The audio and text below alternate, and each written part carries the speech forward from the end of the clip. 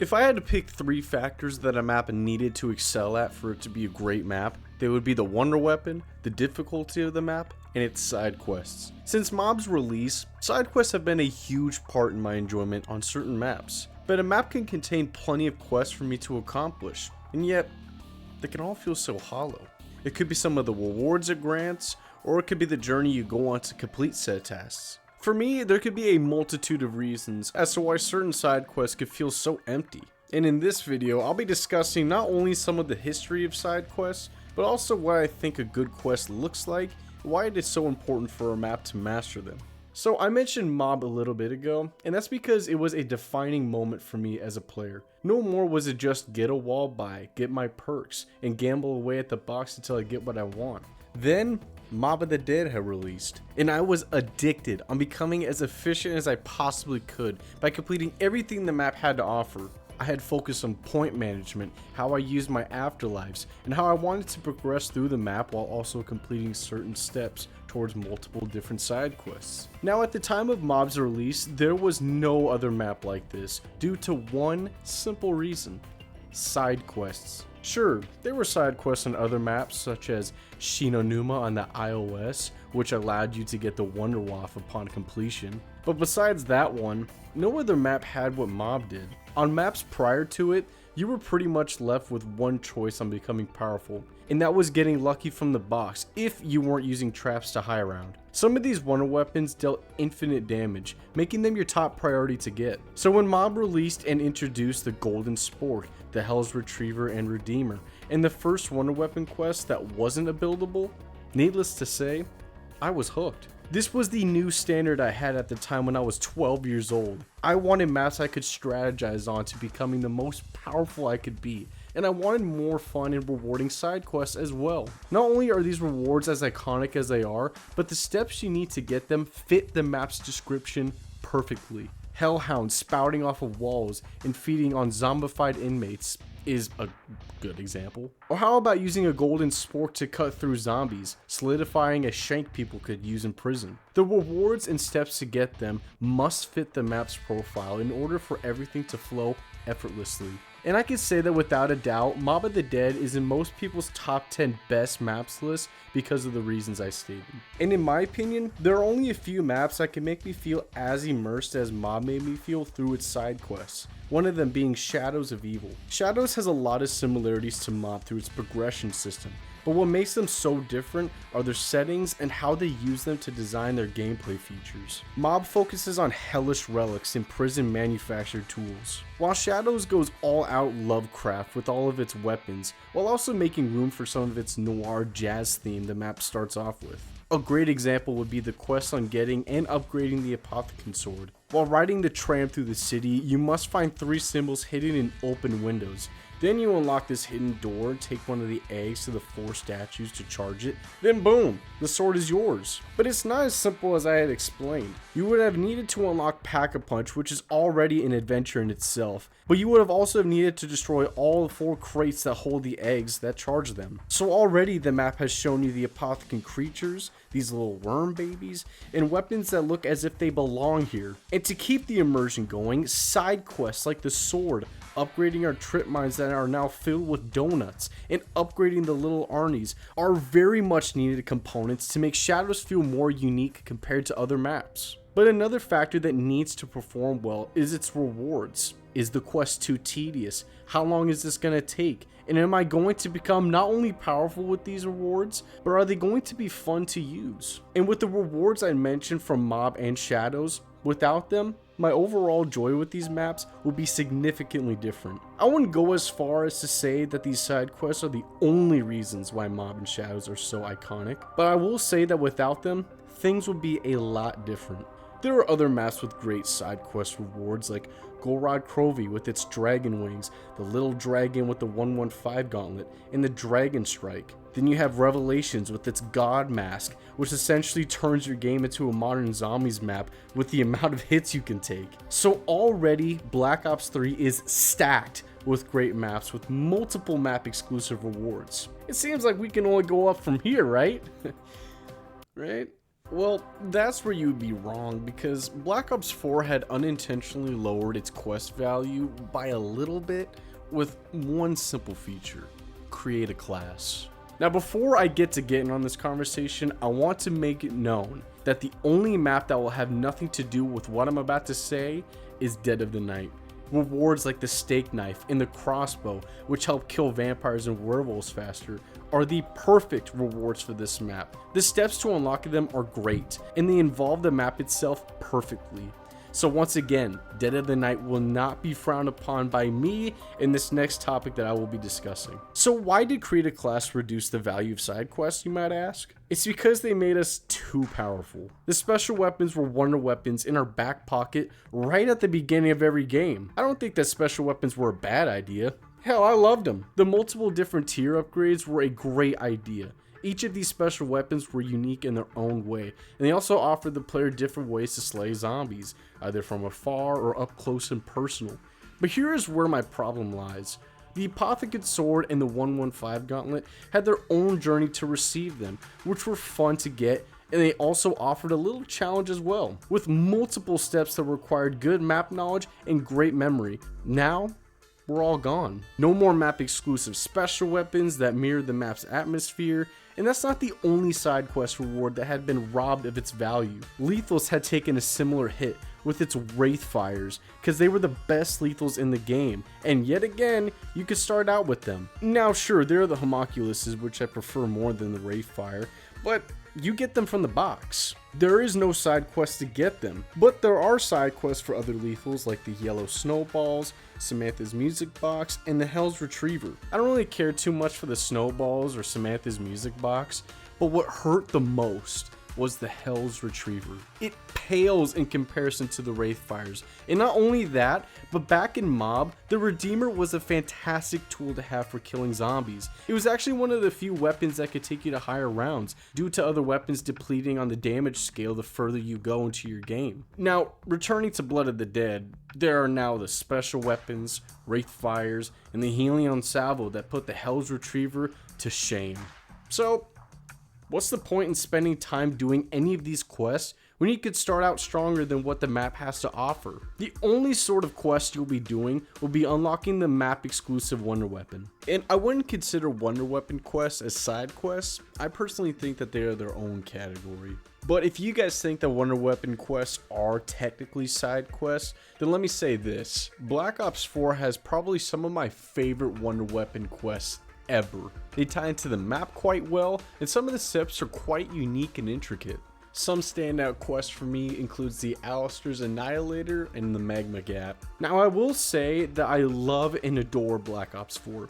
I think some of the maps are spectacular and its gameplay mechanics are very unique, but side quests weren't Black Ops 4's strong suit. Some of these quests are so ridiculous, it makes me wonder on a daily basis.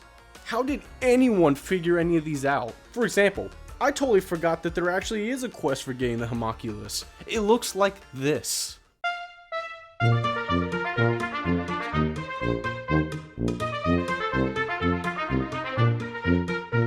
How in the holy hell did anyone figure this out? Seriously, how? I don't get it. There are other quests like this, like the impossible one on Dead of the Night, which I will not get into, but this feels like one of two things. One, some of these crazy side quests were never meant to be found. These could have been used for the game developers when they created the map, but why wouldn't they have just given themselves these weapons in game? I don't know much about developing or making games, but I feel like they could have just given themselves these guns at any given moment during their playthroughs. And reason number two would be Jason Blundell's obsession on creating more than one impossible Easter egg. But hey, that's just a theory. You know what I mean?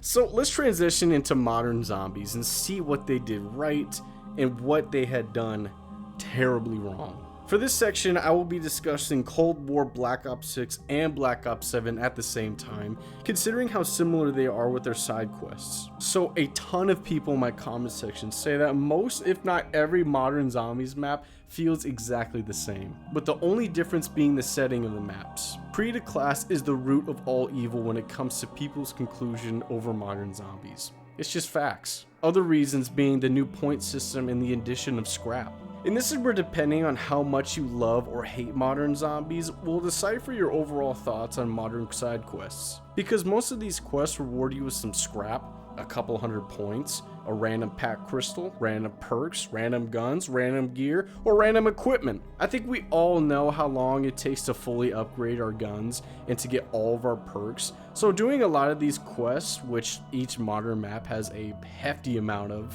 can fast forward your progression on becoming fully equipped, which can be nice and satisfying. But what about some map exclusive rewards? Now, instantly I know exactly what your guys' first thought was.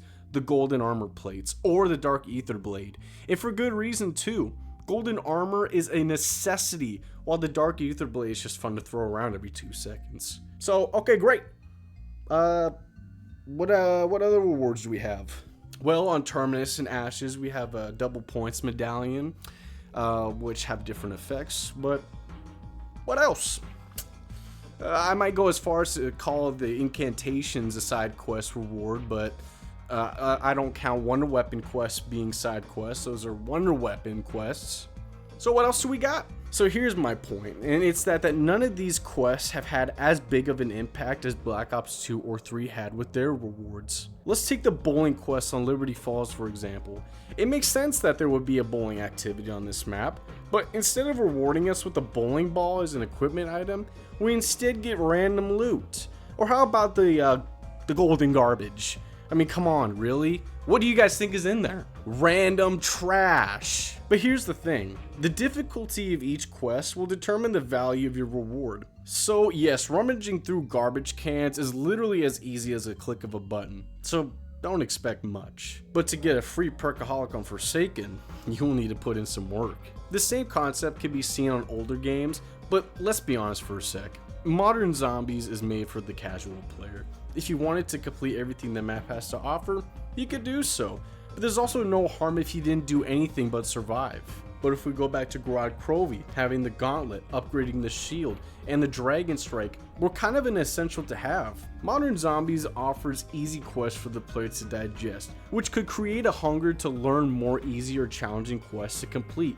And I think it kind of works. Coming from someone who enjoys completing a bunch of side quests every game I play, it is a total different experience to the older games. I feel like I'm bouncing on the edge of the cliff while I'm playing the older games. They're challenging and they make me feel anxious, creating a much needed desire to become powerful physically in doing so in a strategic way. While on the other hand with Modern Zombies, I'd be pretty bored if the only thing I did was the bare minimum. Buy armor plates, perks, and upgrade my starting weapon. Now it's very easy to diss and to hate on Modern Zombies, which is how I do not want to end this video, because I do love Modern Zombies. The hard work and passion is definitely there, without a doubt. They had massively improved over the years, going through many trials and many major errors. But here's the catch on side quests. They only work if they are worth doing. We've discussed that Black Ops 3 had probably the best rewards and journeys to getting them, due to your survival rate increasing while completing more quests. Then Black Ops 4 had the most tedious steps that required you to rewatch a how-to video for the 50th time that day, and then after completing them, your survival rate kind of just stays the same. And with Modern Zombies, we are cursed with the new point and scrap system, which almost forces our hand to complete almost every single side quest on the map so that we can get our perks and upgrade our starting gun as fast and as efficient as possible. And that is my biggest problem with Modern Zombies. That is the one thing that makes all Modern Zombies maps feel the exact same. The concept of upgrading your starting gun, getting all of your perks, and maybe even doing a side quest on getting your wonder weapon is the same on every single map. Now yes, we do have curse mode, which is a hallelujah moment, but then they go and up the price on our pack-a-punch tenfold, which for me kind of forces my hand to use the Akita, because yes, I do want to get all my perks, and yes, I do want to make them all perma perks. So yes, we did take a step forward on bringing the old point system back, but then they had to take 2 steps back with upping the price on pack-a-punch and adding a multitude of perks, which increases by 500 points after buying a certain one, which then forces our hand again to go and complete a bunch of really easy side quests. And like I said in the beginning of this section, your opinion on side quests in Modern Zombies is predicated on how much you actually enjoy Modern Zombies. And for me, I love it. These simple side quests are easy and fun. But in order for modern zombies to escape the trend on every single map feeling the same, they need to introduce more actually good map exclusive rewards besides wonder weapons, which would inevitably change the way that us as players would actually play the maps. Sure, wonder weapons and pack-a-punching your guns and using traps are the most efficient way to hide around. But like I said earlier, maps like Mob, Shadows of Evil, Golrod Crovey, with multiple different exclusive weapons like the melee weapons or grenades or whatever the case is, make each of those map playthroughs so much more fun and enjoyable to play because of how unique they are from one another. I had already mentioned that Reckoning had the Dark Ether Blade, but it wasn't like that huge of like an impact. Yes, it did introduce a map exclusive lethal weapon, but it wasn't like all that good. To wrap this video up, side quests have always been a huge part of my enjoyment in zombies. Like I said in the beginning of the video, they offer fun rewards, they also make you feel more involved with the map, and it gives you something else to do besides just killing zombies. They are one of the top reasons that make each map unique from one another. And if a map has bad or bland side quests, it could affect your enjoyment on a certain map. But not all zombies maps need to have great side quests. Take Origins for example. This was my first time I had ever found a free perk slot. And whenever I played that map, I always just focused on making the staffs and upgrading them. And that's how I had fun with the map. And Origins, of course, is one of the best maps of all time. But it also doesn't have like the best side quests either. So yes, you can argue that side quests aren't the most essential things that a map needs to have. But this is my video. And the way that I enjoy my zombies playthroughs is by completing multiple different side quests. Alright guys, that's the video. Leave me a comment down below whether you guys think that side quests have improved over the years, have had ups and downs, or if you even care about side quests at all. So this is the part of the video where I read one of your guys' comments on my last video. And to give you guys a little context on my last video, it's about why I think spawn rooms are a very underrated feature and how important they really are to a map. So this comment comes from Base Bomber. He said, "Transit not being mentioned at all? Crazy. When he brought up maps forcing players to use new features, that was my first thought." Now the reason why I brought this comment up is because I don't necessarily like talking about every single map ever. Yes, I did think of Transit when I did make that video, and I also just like to leave out certain maps for you guys to bring up just to get people talking, you know? But yes, Transit has a fantastic spawn room because it gives the player a couple of options. You can either build a turbine and get out for free while also having a chance to have a part for the bus, or you could be psychotic and buy your way out of the bus stop. I don't know who does that. I will say though that Transit spawn room is probably one of my favorite spawn rooms too, because I believe I was in 6th grade when Black Ops 2 was announced, and I would watch the Transit trailer 3 or 4 times every single day. I was so excited for that map, and once I got my hands on it after going to GameStop, getting taken back home, popping the disc in the 360, and then I was in the spawn room with all these zombies just standing there. It was such a great memory to have. So when I first spawned in and saw all those zombies just standing there, I was freaking out. Then after I killed those zombies, I found out that you can actually pick up parts around the room. Then I finally built the turbine, got out of there, got onto the bus and started exploring. It was just a great spawn room. That's probably one of the only best memories that I have on that map, unfortunately. I do love Transit, don't get me wrong, and I have plenty of other fun memories I had with friends. But I think my most standout memory I have with Transit has to be its spawn room. So thank you Base Bomber for the comment and letting people know the value of Transit and its spawn room. So if you guys want to help a small YouTube creator out like me, liking the video will be awesome, subscribing to the video will be better, and as always, if you guys want to spank my bills, I will not stop you. Have a good one, guys. Take care.